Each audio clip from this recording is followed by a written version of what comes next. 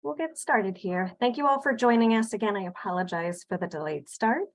Welcome to our third in our installment of our Zoom lunch series, Women in Chester County. It's a partnership between the Fund for Women and Girls and the Chester County Women's Commission.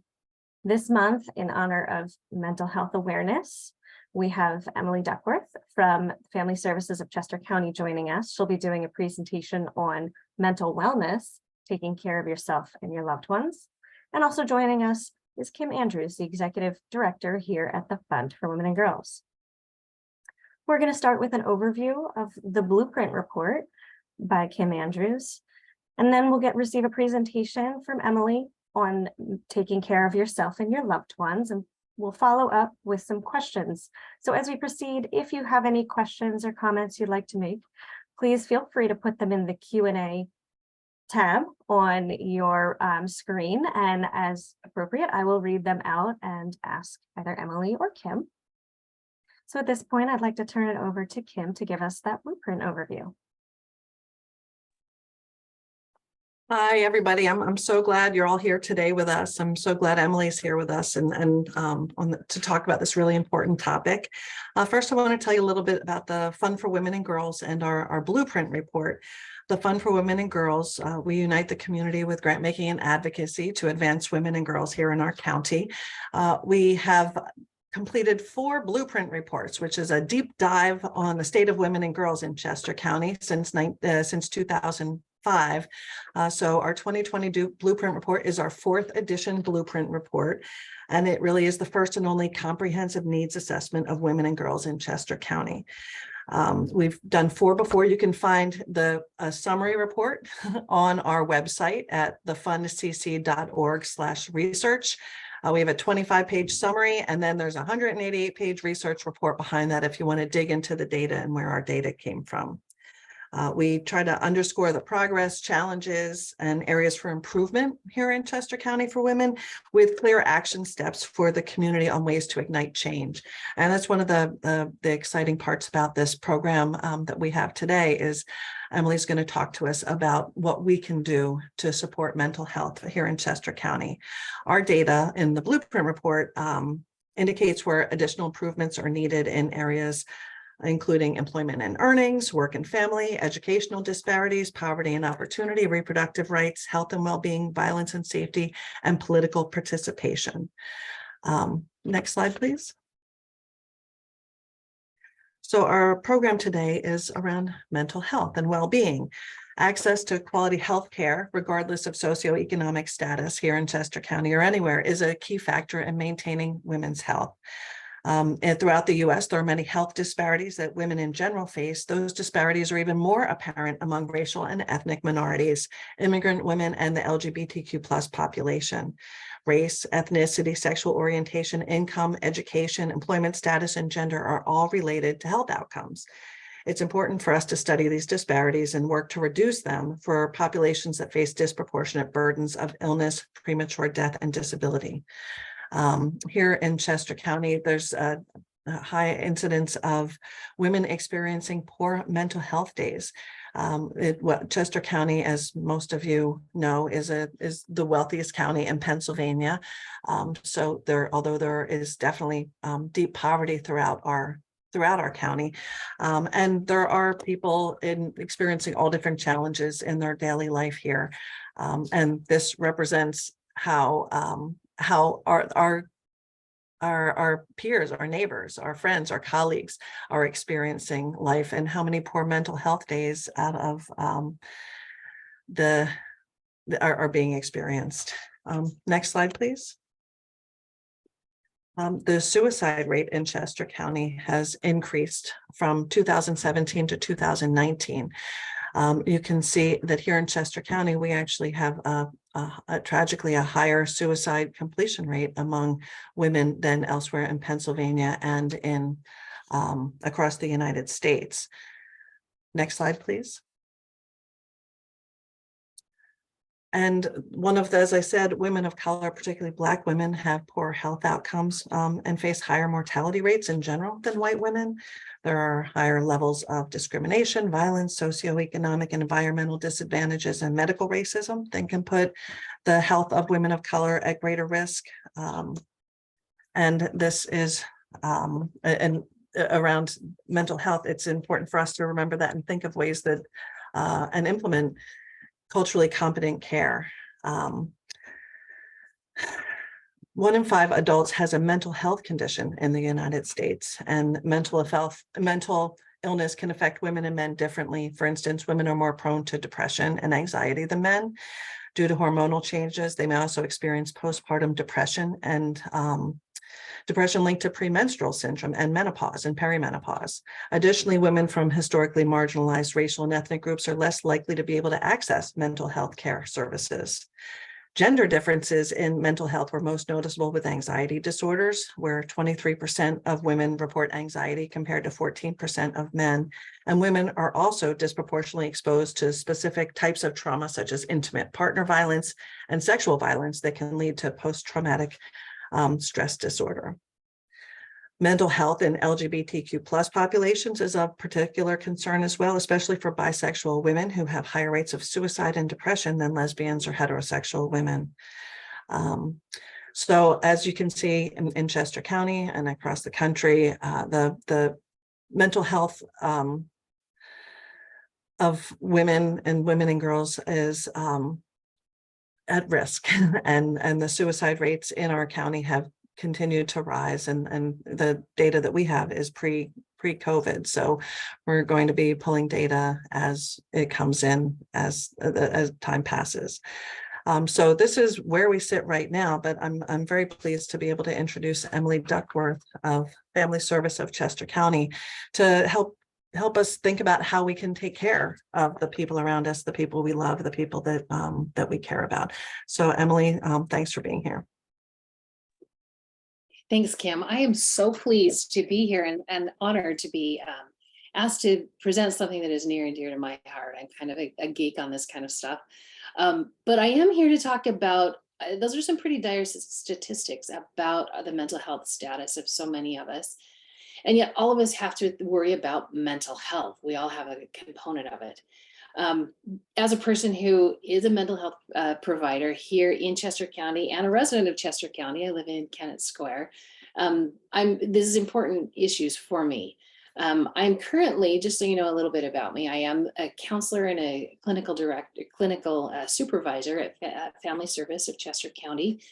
Family Service has been an agency here in Chester County since 1947. So we have a long presence here of supporting families in different ways, families and individuals in different ways in Chester County.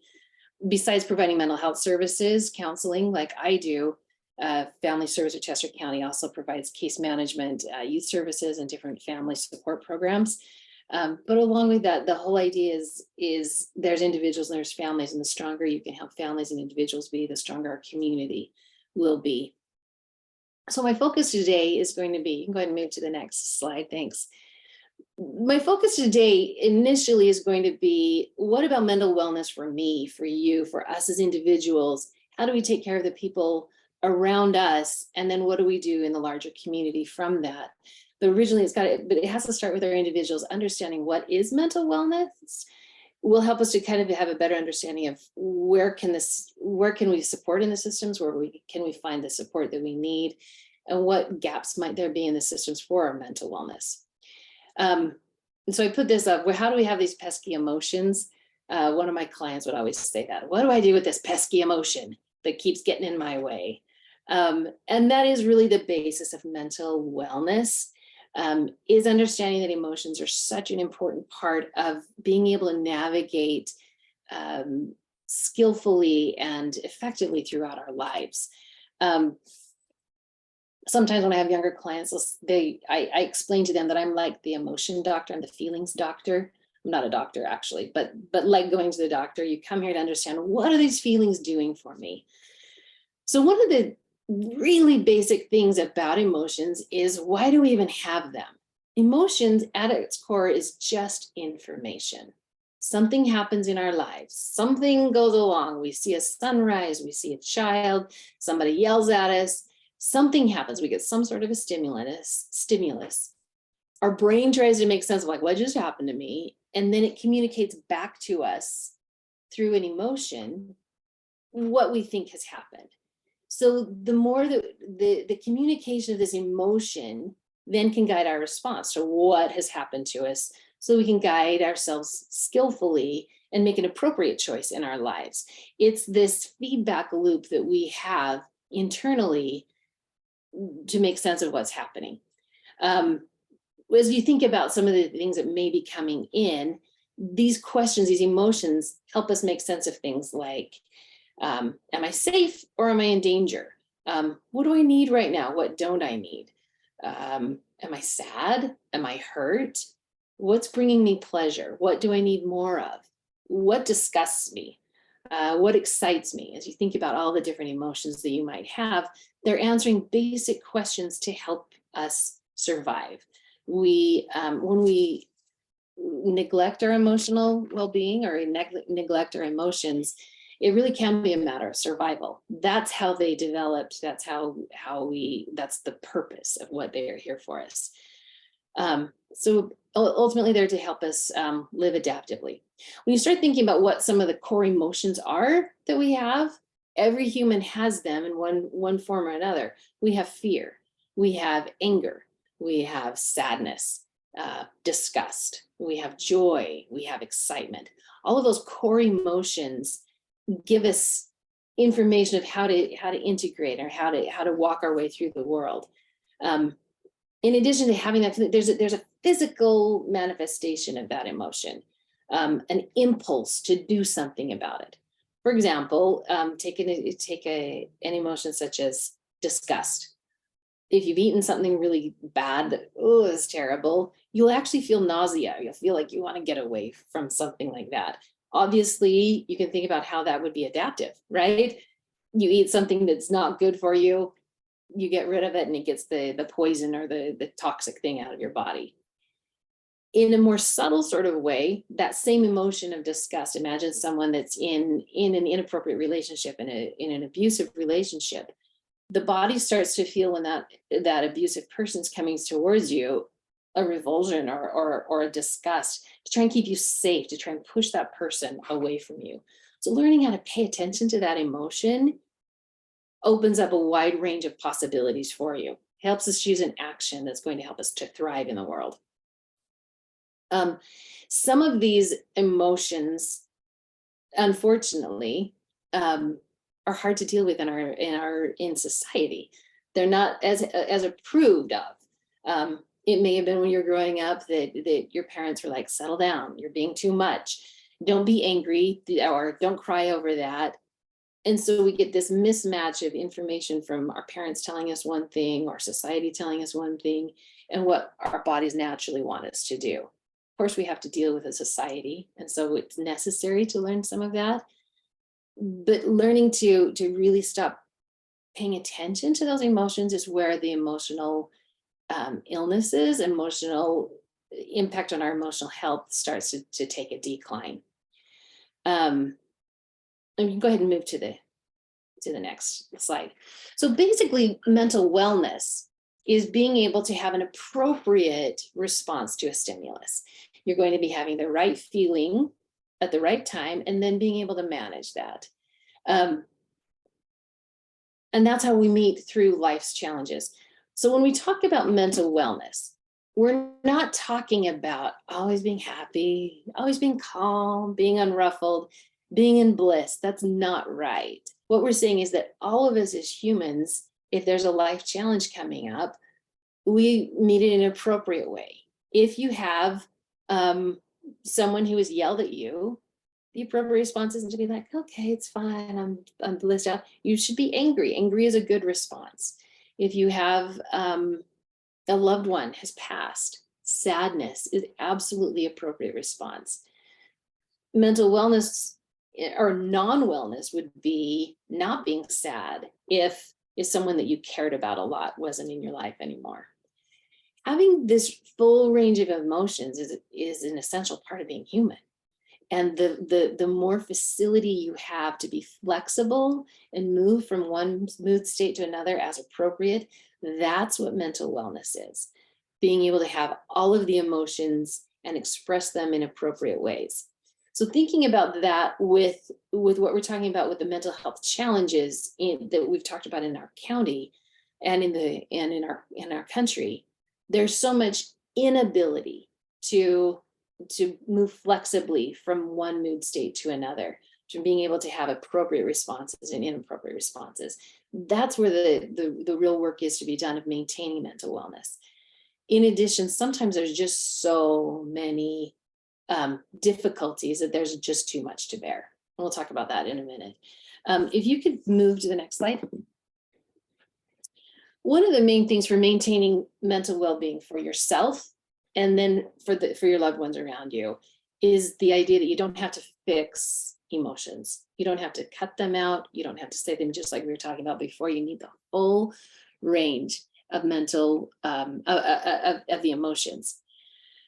So this is more of a how-to kind of a slide. Like, what do you do with the emotions? Making space for feeling emotions is the critical part. You don't need to rush them. You don't need to try. The goal isn't to get rid of maybe the less pleasant ones and only have room for happy, positive things. But making space to be able to feel them. No, you're not going to die from having too many emotions. It's okay to let them flow through your body. It's important to honor that process. And especially to make space for the loved ones in your life to have that as well, for your children, for your friends, for your neighbors, partners, elderly people around you. Making space for them to have emotions is critical as well. So you got to resist the urge to fix or to talk yourself out of having your feelings. Being able to say, no, it's reasonable that I'm feeling this way, or I wonder why I'm feeling such a strong reaction to that one thing that happened. Allowing your feelings to exist is critical. One of the key ways of being able to be able to make space for emotions is to learn to recognize them and then be able to label them. One of the feelings, the emotions we have do give us plenty of clues. For example, you could see someone sitting by themselves, and you could see their shoulders were hunched over, maybe looking down, and maybe some tears falling, pretty easily that there's a lot of information that person would be sad, most likely, depressed, maybe bereft, whatever.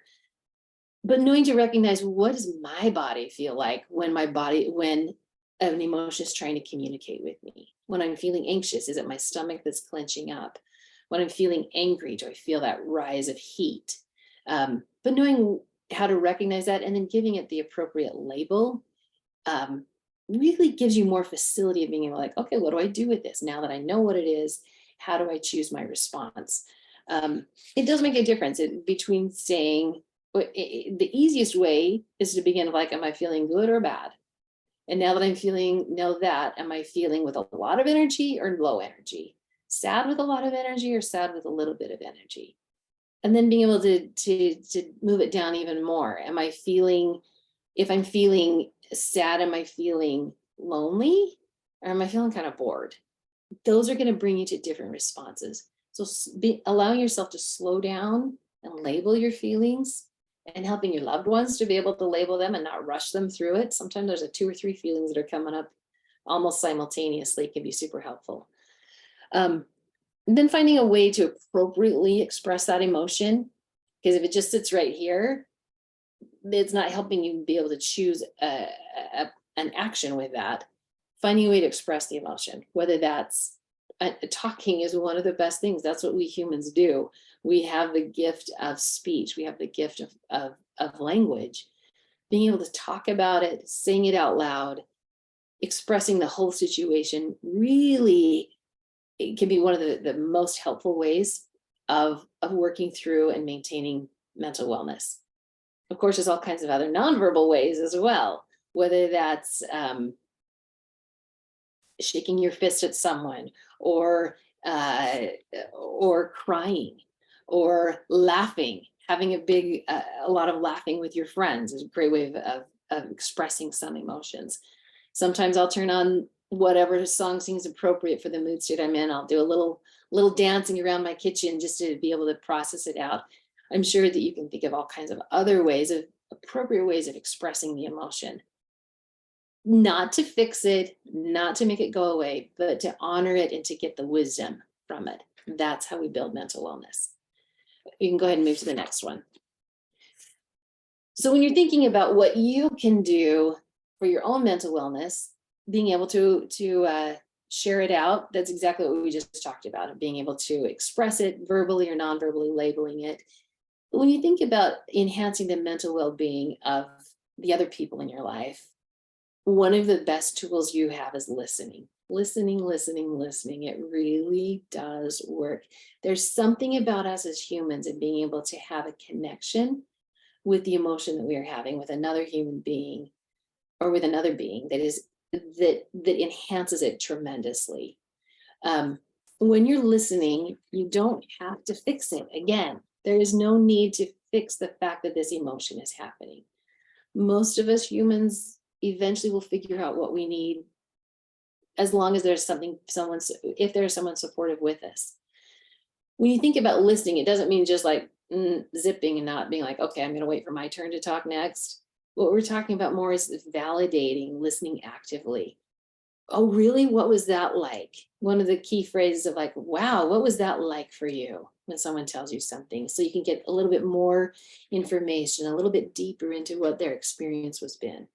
Small things like, wow, that sounds rough. Or, oh my goodness, that's so hard. Wow, how did you handle that? All of those kinds of things that allow someone to feel heard and to be seen, and that you're not just waiting for your turn to talk, is what makes this listening and it enhances their mental well-being. This is particularly helpful as those of you who are raising children. We're so good at and care so much about our children.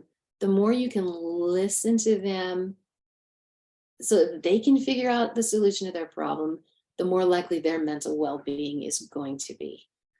The same thing for perhaps your elderly people in your life. Being able to just hear what's happening with them is huge in maintaining this mental well-being. Now, all of this we've been talking about, this is what can really foster mental well-being for me, for you, for those around us. And there are times when the resources that we have or the experience that we have gets overwhelmed by huge things happening in your world, whether it be COVID and being home alone, whether it be losing a job or loss of a spouse or all kinds of things. Sometimes the circumstances around us overwhelm our ability to manage things well emotionally. And that's when we start to have some mental health disorders, when things get out of control. This is what Kim was talking about with the mental health difficulties that are present. I'm glad she mentioned anxiety. Anxiety disorders are the most common mental disorders in the US. Anxiety disorders is a little bit of an umbrella term for several different disorders, including generalized anxiety disorder, agoraphobia, where you're afraid of being out in public, social anxiety, difficulty engaging in social situations, panic disorder, PTSD, post-traumatic stress disorder is also considered a type of an anxiety disorder, obsessive compulsive disorders, selective mutism. There's all kinds of them that have different flavors.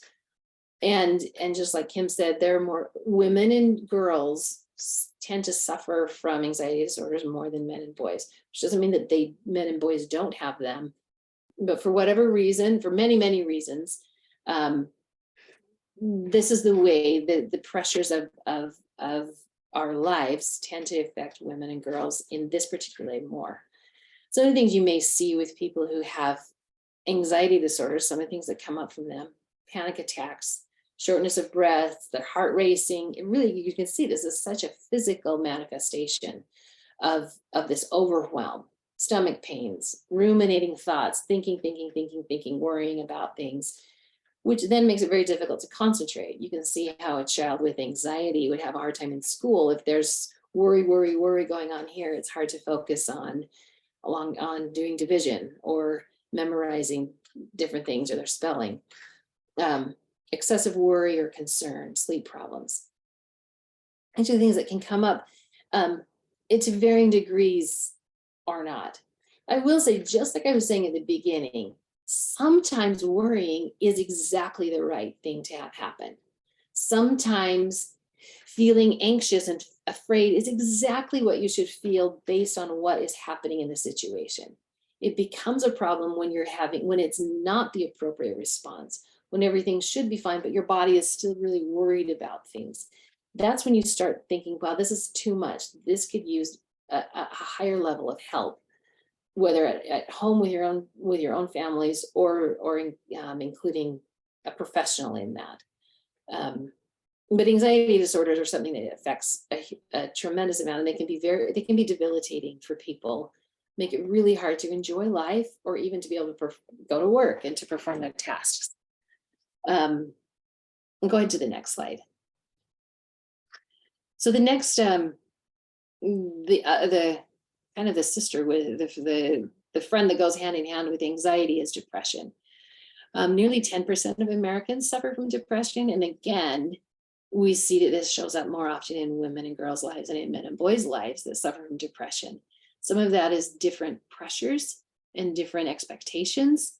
There also can be a difficulty. There is some stigma in men and boys and having it being diagnosed in men and boys, because it does present a little bit different.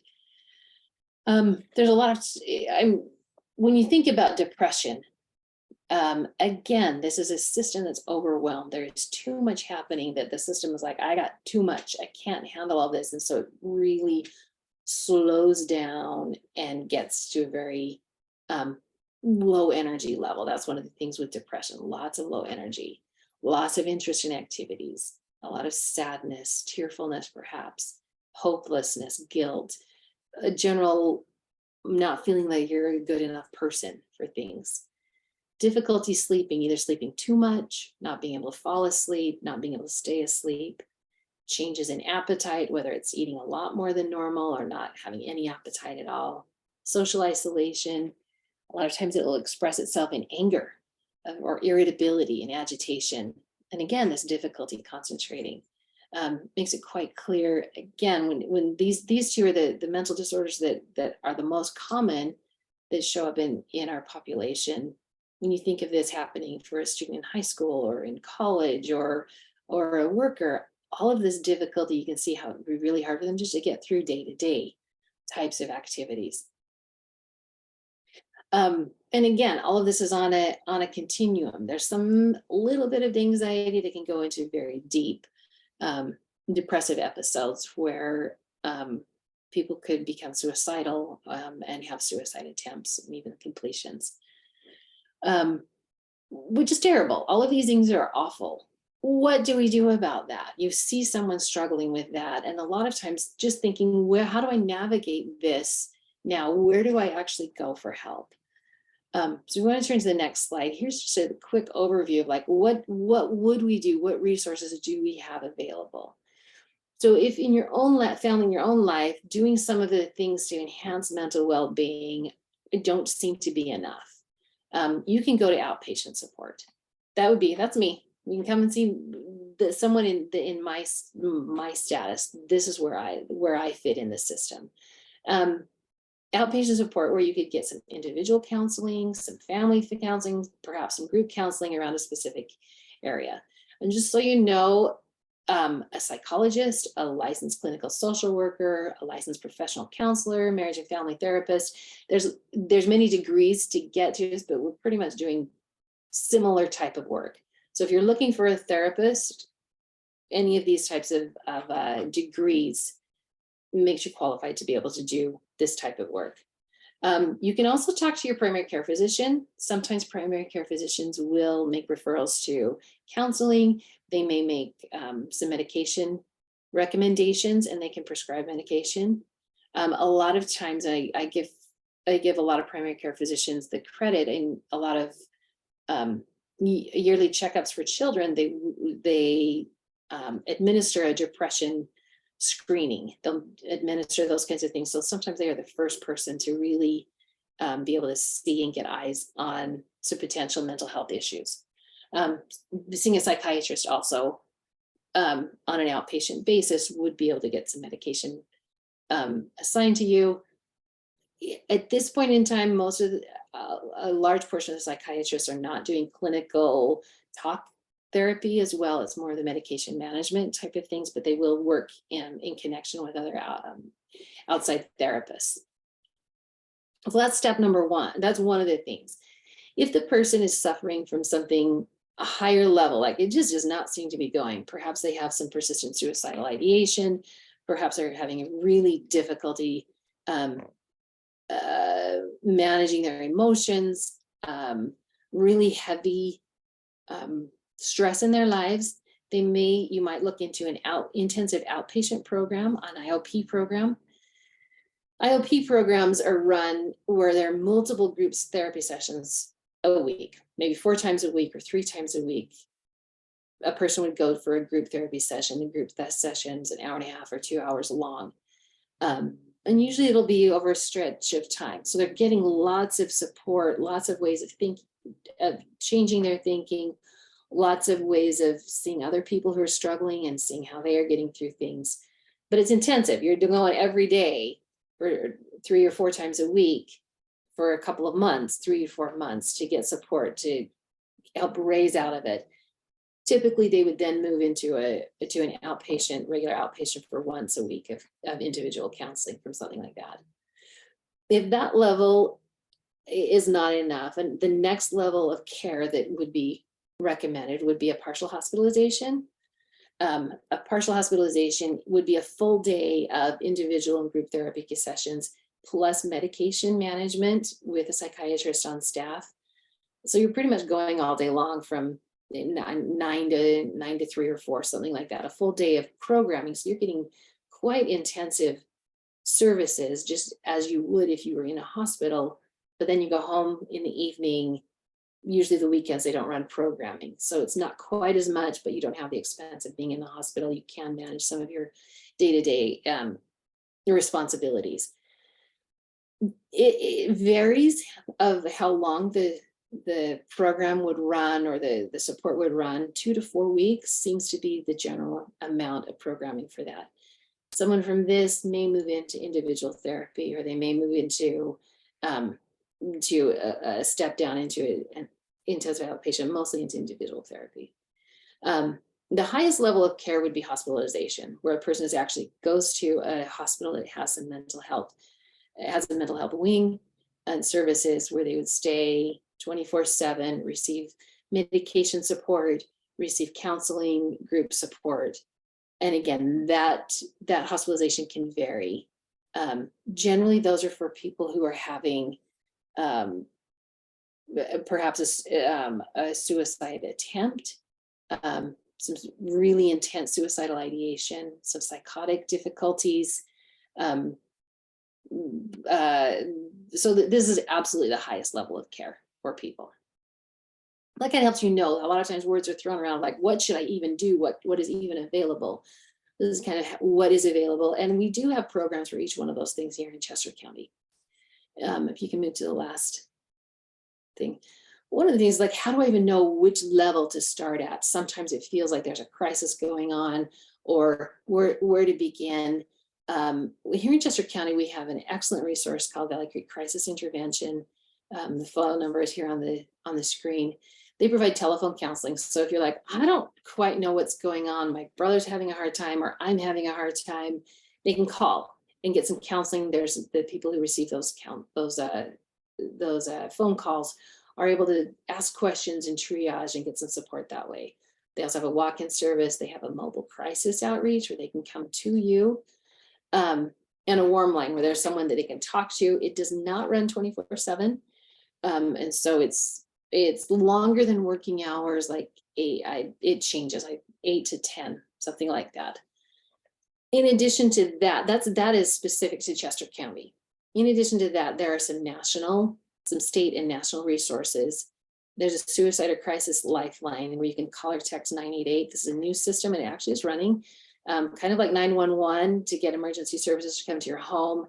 If you're having suicidal ideation, thoughts, or a major crisis going on, you can call or text 988 and get a response. A hotline for suicide prevention, 1-800-273-TALK. Or you can do texting, and which we found to be very helpful for a lot of people who prefer texting to talking. They've just gotten used to that. There's a crisis text line as well. That's a national text line. All this to say, there's a lot of resources that are available, and a lot of the resources are overwhelmed. Some of the things I was talking about before, and this is such a fluid state. I know we're at Family Service of Chester County, we've had, since the pandemic began, a wait list because there are so many people who are seeking services. Some places don't have as much of a wait list. Some places take insurance, some places don't take insurance. So there's a lot to walk through. There is help available. Help is definitely available, but it does take some wherewithal to work through it. One of the ways, when you're thinking of mental wellness for yourself, but particularly for others, if someone is suffering from depression or anxiety, they can't, concentration and organization kind of get put to the bottom of what they're able to do. Helping to make phone calls, helping someone to think through what would be next steps can be vital to them. You don't have to do it for them, or you could say, let me call for you. Let me help you do this. Let me talk to someone so that you can get the care that you need as they build up their capacities to receive help. I am really pleased to be able to share some of this information with you. I love being able to help people enhance their wellness because that enhances their quality of life. I'm really appreciative of the resources here in Chester County, and for the people who are interested in how do we support other people with this. I'm open now to be able to take some questions. I think there is a question and answer time. Hope I haven't gotten too long. So I'll be quiet now and let Blake take over. Thanks. Thank you so much. And thank you so much for all that incredible information. I do have one piece that I'd like to add. So you had mentioned 988 and the crisis hotline, which is an incredible resource here in Chester County and nationally. The two other pieces I wanted to mention, and I say this as a parent and as a professional who has worked with individuals and directly provided service, is that we also have available in our county and nationally mental health first aid and QPR, question, persuade, refer. These are two different trainings for the average person to better understand how to identify and what to do when you do identify somebody needs help. You don't have to be a professional to take these, a mental health professional, I should say. You know, I have no background in psychology or anything tangential. And you're not learning to diagnose, you're not doing any of those things. This is for both programs are for the average person to be able to assist, either identifying themselves or assist someone that they see, someone that they love, and know how to move forward, because that can certainly be one of the harder pieces to it. One of the interesting things about QPR training is that there are quite a few districts in Chester County that actually provide this training for their 9th graders. So they have an adult version and they have a youth version, and they train typically they're 9th graders because that's in most of the high schools where high school starts. But what this enables to occur is that the students then themselves become aware and they can help their peers. They are trained on how to report to a trusted adult, things of that nature. Same thing with the mental health first aid. There's a youth version and an adult version. But these are two additional resources that I think are very valuable to truly anybody. So I wanted to make sure to share those as well. And then one more thing before we do open for questions, but I want to make sure, please start typing those questions in the Q&A box. I'm going to turn it over to Kim for an exciting announcement from the Chester County Women's Commission. Yeah, hi, everybody. I am a member of the Chester County Women's Commission, and they are we put this program on monthly in partnership with the Chester County Women's Commission. And so I wanted to announce 4 grants that the Chester County Women's Commission was making on behalf of the Chester County. And so the Women's Commission, we support Chester County programs, and we've chosen women's mental health needs as our grant making focus this year. So we have given $2,500 to each of these organizations to Project Healing Hive, which is a grassroots organization to improve mental health care through complementary and alternative medicine through research, education, direct service, and training. There's a monthly program called Surviving to Thriving Women's Health Meetup that this grant supports. We also made a grant for $2,500 to Community Volunteers in Medicine, which provides free, high-quality healthcare to uninsured working people with low incomes. And the grant supports a public health coordinator for the program Cafecitos, which is a bilingual program for CVIM's female patients to receive education to support their health and the health of their children. We made a grant for $2,500 for the Maternal and Child Health Consortium and their mission is to advocate for and empower prenatal and parenting families to achieve healthy beginnings. This grant supports their flagship program, Healthy Starts, which reduces the prevalence of low birth weight babies and improves birth and maternal health outcomes. And then finally, the wonderful LCH Health Center, Community Health Center, which provides person-centered integrated healthcare for all. And this $2,500 grant supports their Women in Action group, which helps women identify obstacles interfering with change in their relationships and identify new, more effective ways to build healthier relationships and have more balance in their lives. So thanks to Chester County and the commissioners for giving the Chester County Women's Commission the opportunity to make these grants on behalf of women's mental health. And so then we can move on and answer some of those questions for Emilee. Thank you, Emilee.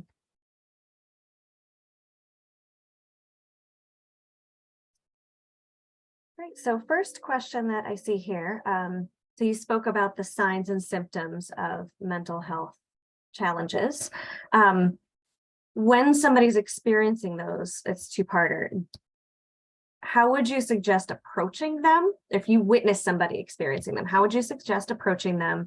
And then if they are resistant to help, what would your suggestion be? That's a really good question. So of course it depends on what your relationship is like with the person.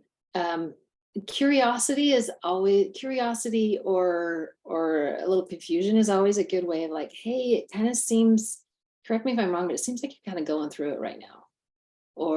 And having maybe a few facts of like, I've noticed that maybe it's something like your grades have been slipping. Are you okay? Or seems like you're really on edge lately. What's happening with you? Is there something going on? And just opening up that space for curiosity and for being able to explore a little bit. Then non-judgmental stance is key so that people don't feel like they have to defend themselves of like, what are you saying about me? But so that sort of approach of like, I'm worried about you. I'm seeing some things that make me concerned and I really want your well-being.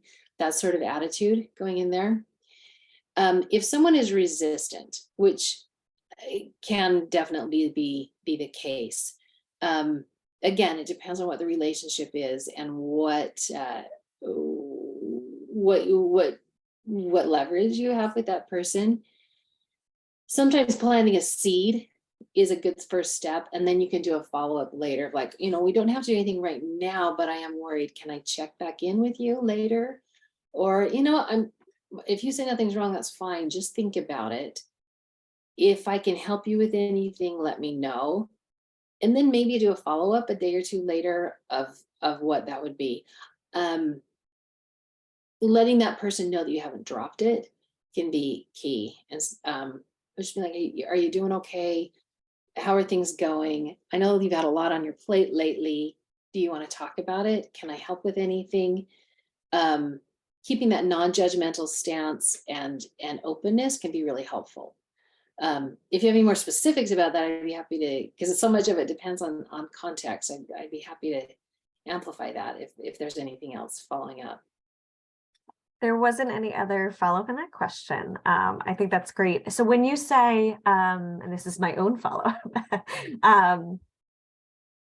I'd be, is there anything you need, right? So that open-ended question can sometimes feel so overwhelming that they might not know what they need. Mhm, How mhm. would you suggest, what kind of verbiage would you use, or how would you suggest expanding upon, is there anything you need if they aren't sure what they need? Oh, that's a really good question. And one of the things is being able to offer something like, could I make a few phone calls for you? Is there someone I could call that you need help with?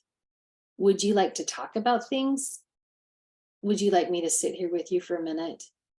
Can I just be with you? So being able to have some suggestions that way. Of course, seeing what, depending on what they're doing, if they're having an emotional moment, presence is helpful.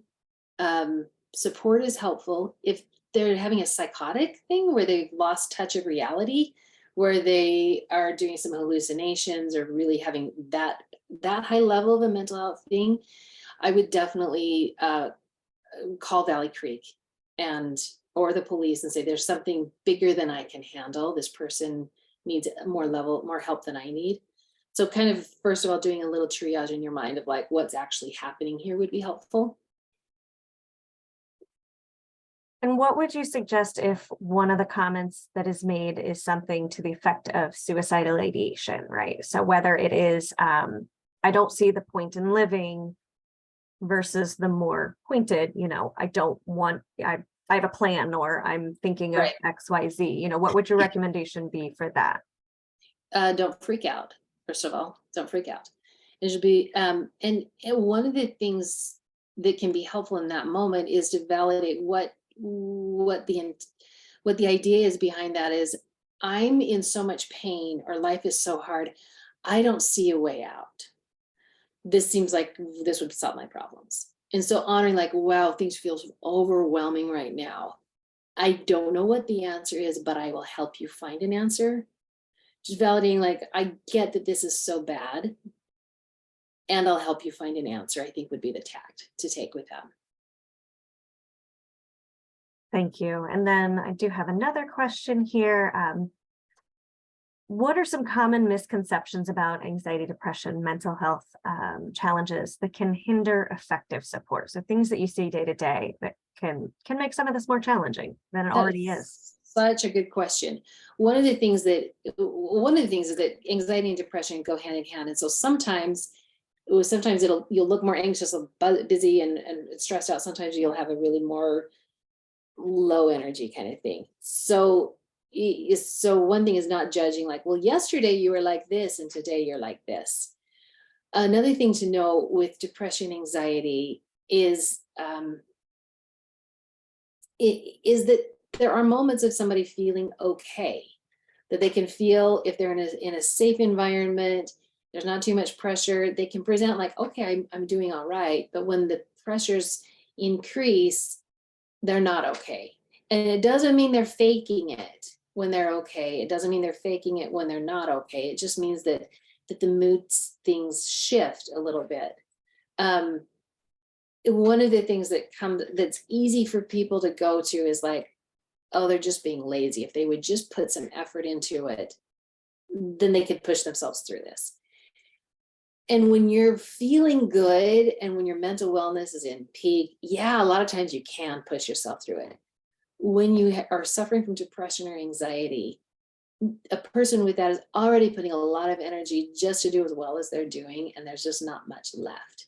And so thinking that they're being lazy diminishes all the hard work they're doing just to do as well as they are doing.